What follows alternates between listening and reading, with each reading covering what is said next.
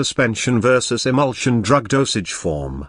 Emulsion and suspension are both types of heterogeneous mixtures, meaning they contain two or more substances mixed but not uniformly distributed. However, they differ in their properties and the size of the particles involved. Emulsion. An emulsion is a mixture of two immiscible liquids, such as oil and water, where one liquid is dispersed in the other in the form of small droplets. Emulsions are stabilized by an emulsifying agent or surfactant, which helps to prevent the droplets from coalescing. Examples of emulsions include mayonnaise, oils dispersed in water, milk, fat globules dispersed in water, and emulsified oils used in salad dressings. Suspension. A suspension is a mixture in which particles of a solid substance are dispersed throughout a liquid but are large enough that they settle out over time. Suspensions are usually unstable and need to be constantly stirred or agitated to maintain a uniform mixture. Examples of suspensions include muddy water, where soil particles are suspended in water, chalk dissolved in water, or certain pharmaceutical suspensions. Comparison.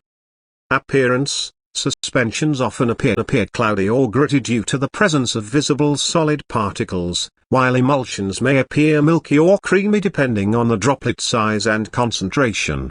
Stability. Emulsions are generally more stable than suspensions due to the presence of emulsifying agents. Particle, droplet size. Suspensions contain larger solid particles, while emulsions contain much smaller liquid droplets. Agitation requirement. Suspensions may require more vigorous shaking or agitation before administration to ensure uniformity, while emulsions typically require less agitation.